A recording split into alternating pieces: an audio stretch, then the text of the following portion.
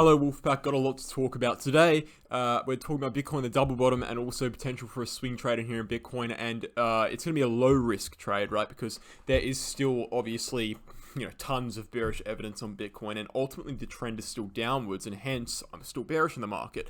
But whether you're bullish or bearish, you can still make counter trades to kind of hedge your bets against what your current bias is.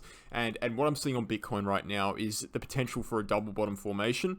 I would, however, say that on a longer term scale, it looks as though this double bottom formation isn't going to hold. Now, for those of you who are new to the channel, for those of you who don't know who I am, I'm Wolves of Crypto, and I've predicted the Bitcoin, kind of top here at 63 to 66k, somewhere in that region.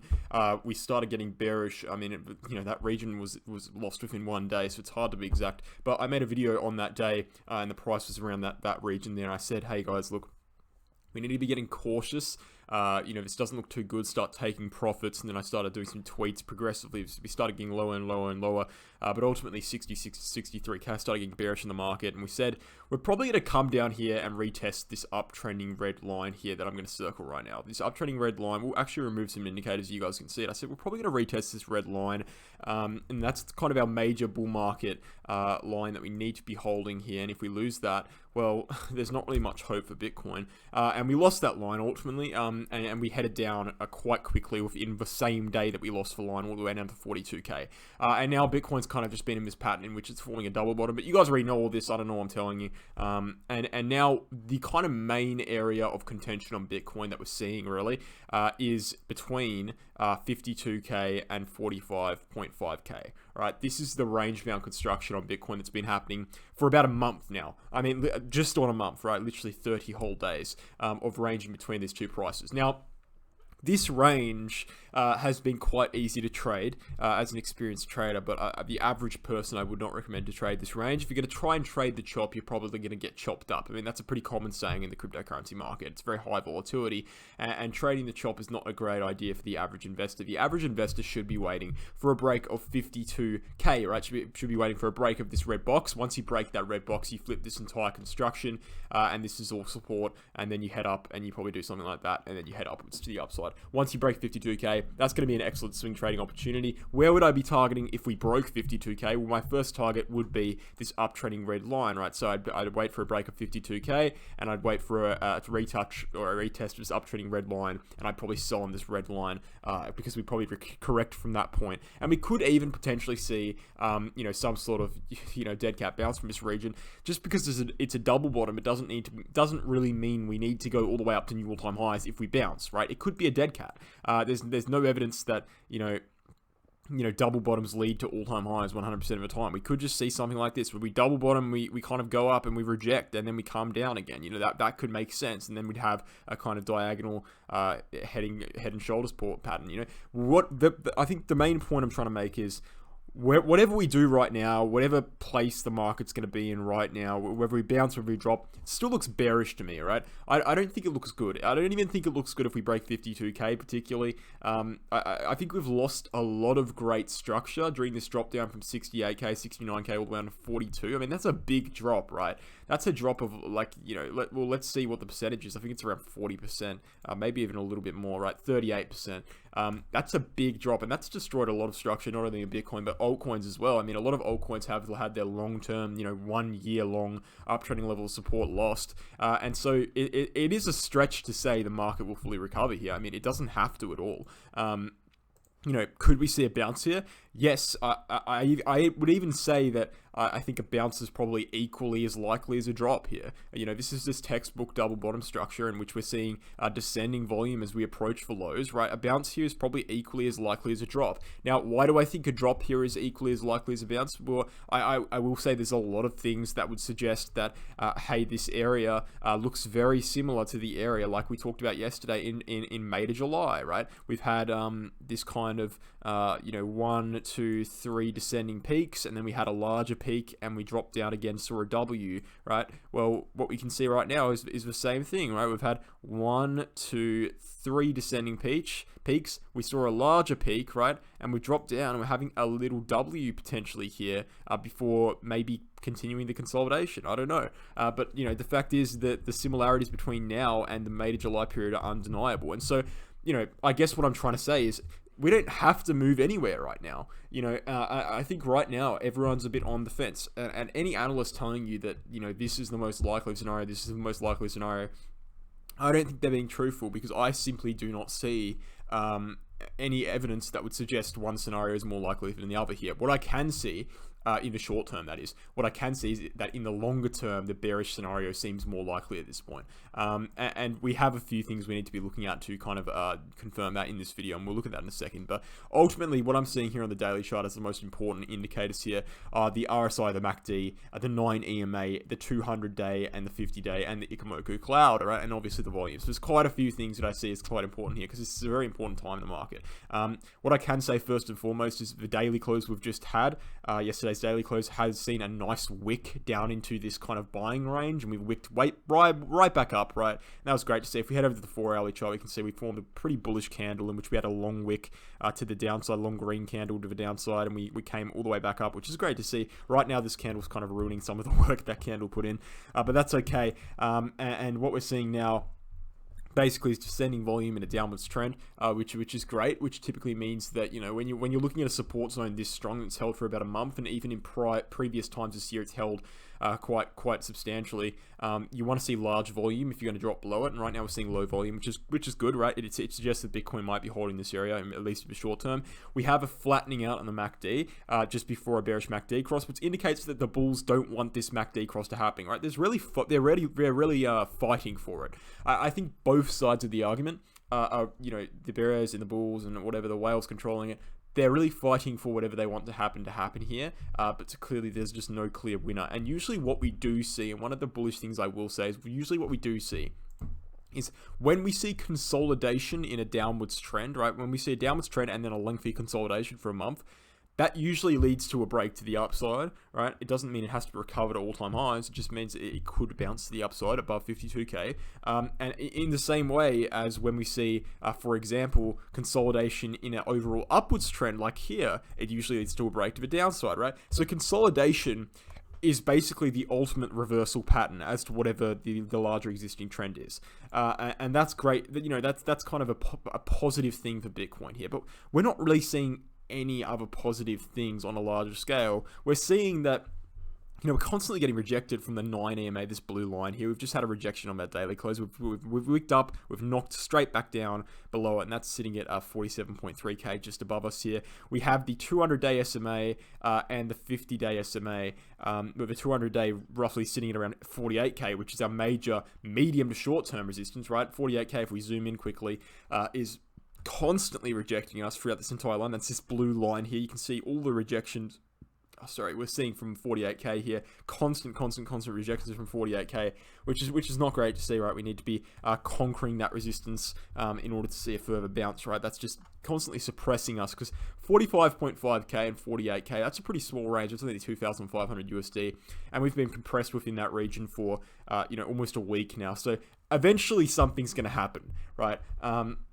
I mean, that's obvious, right? But I mean, soon, right? Soon. You can't just keep compressing such a small region for a long period of time. Eventually, it's going to lead to some sort of explosion, either to the up or downside. And that's why I expect a move out of 48K or a move below 45.5K. It's not going to be a gradual move, right? It's going to be explosive. It's going to be a quick move. I can say that with basically 90% certainty, right? There's no way that the amount of people on the sidelines waiting for something to happen between these two regions, you know, the reaction is going to be massive. It's going to be a large amount of shorts or longs coming into the market for sure, and you know, that's going to lead to some volatility. So 200-day SMA as well as acting as 40K at 48K as resistance. What we can actually see as well, if we take away this and bring up the Bollinger Bands, is the Bollinger Bands center line is also at 48K. So 48K is a massive resistance zone in the short term, and it's definitely our first step for the bulls that they need to take back, right? 48K.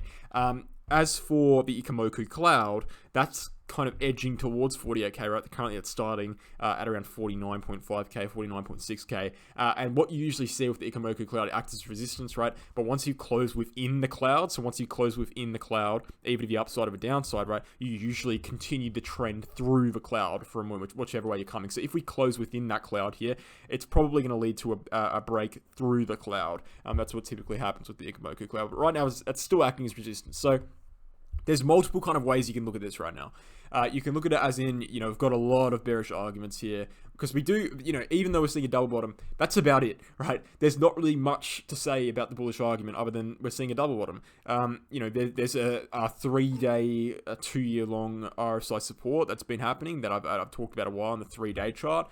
We can look at that in a second. And that's kind of the only really, big thing here. What we can actually say as well is on the 4-hourly chart, I wasn't seeing too bad. There wasn't too bad stuff here in the 4-hourly chart. We've seen a bearish MACD cross, which isn't good, obviously, but ultimately the RSI has been trending upwards since this entire drop here from December 28th, right? So we're seeing a bullish divergence in the RSI on the 4-hour chart, which is great, right? Especially coming up towards support, and the 4-hour is a pretty significant chart. But like what I would say before we head into the weekly chart here, I'll just bring it up. What I would say is that right now, it wouldn't be the worst time for a swing trade, a low risk swing trade. And I'll just go back to the 4-hourly chart, and I can tell you what I'm looking at for a trade here on Bitcoin.